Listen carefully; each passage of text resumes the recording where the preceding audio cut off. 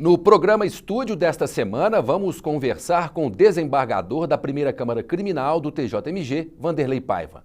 Vamos falar sobre o crime de envenenamento. Tudo bem com o senhor? Tudo bem, graças a Deus. Obrigado pela presença. Eu que agradeço mais essa oportunidade aqui nos estúdios do nosso Tribunal de Justiça. Obrigado.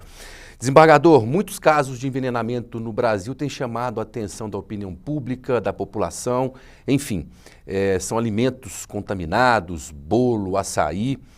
E esse crime de envenenamento ocorre exatamente quando alguém usa substâncias nocivas para a saúde que podem afetar de alguma forma e levar até a morte, não é isso? Para que esse crime seja caracterizado, é necessário que se provem alguns elementos. Quais seriam esses elementos? É verdade. A nossa legislação, desde 1941, já prevê o crime de homicídio que está lá no artigo 121 do Código Penal, que fala matar alguém. O elemento mais importante que nós temos é o laudo pericial. O laudo pericial vai dizer se foi por envenenamento ou o meio que foi, né?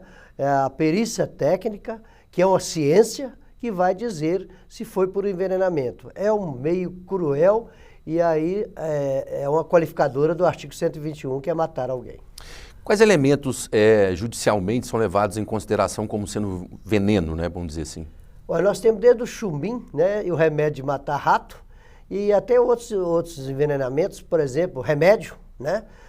Às vezes ingere uma quantidade de remédio que é um envenenamento. Então, esse meio agora, a prova é exatamente a prova técnica do laudo médico. Drogas lícitas também entrariam nisso? Pode, overdose, né? O sujeito pode, vou te dar um caso aqui, um exemplo, uma vez aqui, quando eu era delegado, Boa Noite Cinderela. O Boa Noite Cinderela, o sujeito não aguentou com os efeitos e levou à morte.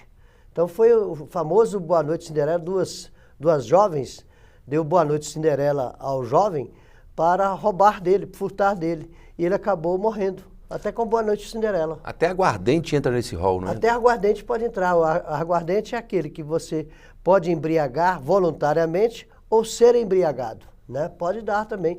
Qualquer circunstância que causa a morte, que foi ingerido, pode ser um envenenamento.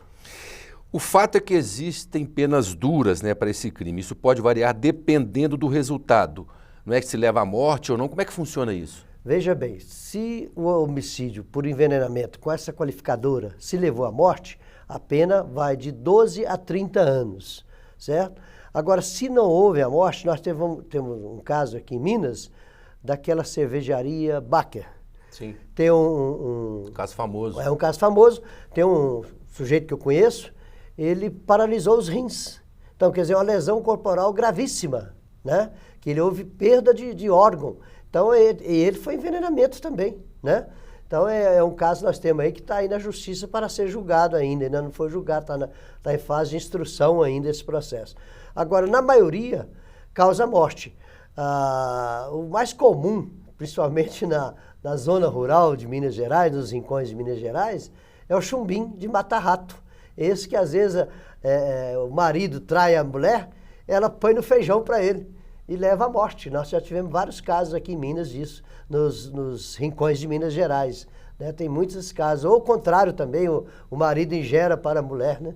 Também dá a mesma coisa. Geralmente, quando vemos casos assim de envenenamento de açaí, bolo, é ali alguém que tem relacionamento, ou namorado, ou namorada, marido? Há uma afinidade. Normalmente há uma afinidade, e há uma confiança da vítima em tomar e comer, ingerir aquele alimento, ou tomar aquele remédio ou aquele líquido. Porque não acredita que alguém ali faria aquilo. Jamais vai acreditar, né? Jamais vai acreditar. Agora, eu sempre falo, quando eu tinha meus filhos adolescentes, eu falava com eles, não abandone o copo na mesa. Nas boates aí, nos bares, restaurantes, não abandone o copo na mesa. Quando for no banheiro, o outro fica olhando a mesa. E eu, quando faço palestra nos colégios aí, eu dou essa orientação para a juventude. Isso é importante. Agora, esperar que isso saia de dentro de casa é pior ainda, né? E isso, inclusive, agrava mais a pena? Agrava, é uma qualificadora que o homicídio simples é de 6 a 20. Aí vem as qualificadoras. O envenenamento é um que leva a qualificadora de 12 a 30 anos. Sim. Certo? Vou dar um exemplo aí, que foi também um meio cruel. foi a asfixia daquele caso do promotor que matou a mulher que eu julguei. Sim. Ali foi asfixia, né? É, meio cruel também. E ali eu fixei a pena em 22 anos. Né? Poderia levar a 30, mas como ele era primário, bons antecedentes, eu fixei em 22 anos. Mas é uma morte terrível, viu, por envenenamento. O corpo da pessoa se transforma e normalmente tem que sepultar rápido. Tá? Porque o envenenamento vai transformando, se não fizer lá na funerária, se não fizer um preparo bom, não dura muito tempo. Agora, quem pratica esse tipo de crime,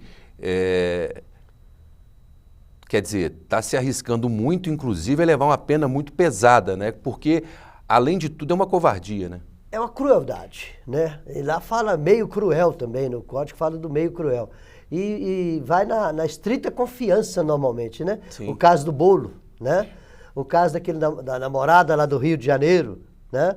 Então tem vários casos. Aqui em Minas, Belo Horizonte, é mais diminuto, né? Não está tendo muito não. Mas já existiu no passado e hoje parece que está crescendo isso. Né? Já que não tem arma de fogo mais para matar, estão matando com veneno, né? E explique, por favor, o que é homicídio qualificado por envenenamento, exatamente. É exatamente o código fala, matar alguém. Aí lá no parágrafo lá, fala, por meio cruel, com asfixia, envenenamento, fogo, explosivo, qualquer meio cruel. É uma qualificadora do homicídio por envenenamento. O que caracteriza o crime passa por aí também? Passa por aí também. E os agravantes, o senhor já disse, né? Não, essa aí é qualificadora. Agravante, por exemplo, se é a mulher que matou o marido por envenenamento, leva a pena grave. Se é o marido que matou a mulher, se é o pai que matou o filho, né? Já o namorado não é tanto assim, não. Né? Porque o namorado ou a namorada já não está lá nas agravantes. Né? Nós temos as agravantes e as atenuantes. E para reforçar, como o envenenamento é tratado na legislação brasileira? É com rigor. Essa qualificadora, quando é envenenamento, o juiz, ao fixar a pena, vai para o tribunal do júri, é a sociedade que julga. Mas no tribunal do júri, acatando a qualificadora, respondendo os quesitos, o juiz vai fixar a pena. E normalmente o juiz fixa a pena mais elevada exatamente para coibir esse tipo de homicídio. Portanto, esse tipo de homicídio por envenenamento, né, é uma das formas mais severamente punidas no Brasil, podemos dizer assim? Toda qualificadora ela é severamente punida. Nós temos, por exemplo, o motivo fútil, que é uma qualificadora, o motivo fútil é aquele motivo banal, né?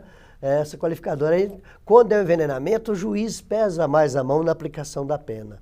Né? Se é um motivo fútil, se tem só a qualificadora do motivo fútil, o juiz fixa a pena em 12 anos, leva para 14.